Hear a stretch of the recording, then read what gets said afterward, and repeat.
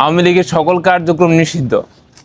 আগস্টের আন্দোলনের পর এই বিষয়টা উত্থাপিত হলেও নানান বিষয়ে আসলে আওয়ামী লীগের দলের যে কার্যক্রম আছে এটাকে আসলে ওরকমভাবে এই বাতিল করার জন্য সরকার কাজ করে নাই, আমরা বলবো যে করেই নেই আসলে।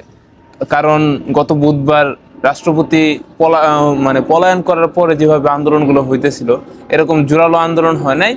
শুধু ছাত্রদের পক্ষ থেকে বলা হয়েছিল যে আওয়ামী লীগের এবং তার অঙ্গ সংগঠন যেগুলো আছে তাদের নিবন্ধন বাতিল করতে হবে, তাদের রাজনীতি করতে দেওয়া যাবে না। কথার যৌক্তিকতা আছে কিন্তু, কারণ দেখেন যে আওয়ামী লীগের যে নিবন্ধন বাতিল হবে এর কিন্তু বেশ কিছু যৌক্তিকতা আছে। আপনার জাতিসংঘ থেকে শুরু করে যারা যে মানবাধিকার সংস্থাগুলো আছে তারা কিন্তু আওয়ামী লীগের যে কার্যক্রমটা দেখেছে এই জুলাই এবং আগস্টের 5 তারিখ পর্যন্ত শতাধিক শত শত ছাত্র মৃত্যুবরণ করছে তাদের এই পুলিশের গুলিতে, আর প্রায় হাজার হাজার শিক্ষার্থী আহত হয়েছে, পঙ্গুত্ব বরণ করছে, কারো চোখ নাই, কারো পা নাই।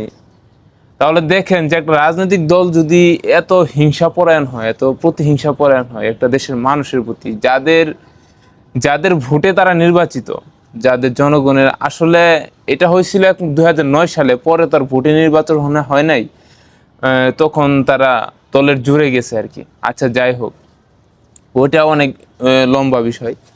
এখন আওয়ামী লীগের বর্তমান অবস্থায় কি হইতে পারে, আমি যতটুকু বুঝলাম আর কি, যে আওয়ামী লীগের বর্তমান অবস্থায় এমন হইতে পারে যে এরা রাস্তাঘাটে অপমানিত হবে।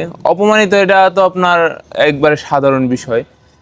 আমি আমার এক বড় ভাইয়ের সাথে আলাপ করতেছিলাম যে এখন আওয়ামী লীগ মানে দলটা কি অবস্থা হইতে পারে, আসলে তাদের কোনো নাম নাই। এরা কি রাজনীতি, ধরেন একজন চাইলো যে আমরা একটা সমাবেশ করি, এখন আওয়ামী লীগের নেতৃবৃন্দ কিন্তু বেশিরভাগই মূর্খ, যারা তৃণমূল পর্যায়ে আছে।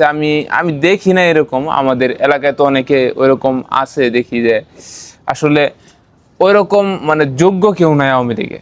সত্যি কথা বলতে ওইরকম যোগ্য নেতা আছে কম, ঠিক আছে।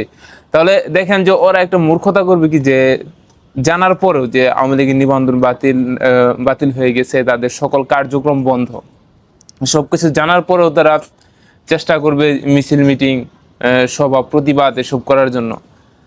তারপর দেখেন কি হবে, বিরোধী দল আসবে এখানে, তারপর যারা জানে যে আওয়ামী লীগের নিবন্ধন বাতিল হয়েছে, রাজনীতি করার কোনো অধিকার নাই, তার আসবে, একটা মেসাকার অবস্থা হইতে পারে আমার মনে হয়। যে তো সর্বশেষে বলতে চাই যে আওয়ামী লীগের রাজনৈতিক নিবন্ধন বাতিল করার যৌক্তিকতা আছে, কারণ যৌক্তিকতা আছে বলতে কি এটা জরুরি ছিল।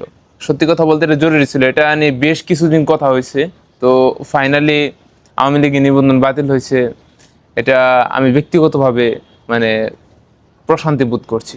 জুলাই আন্দোলন এখানে সফল হয়েছে বলে আমি মনে করি।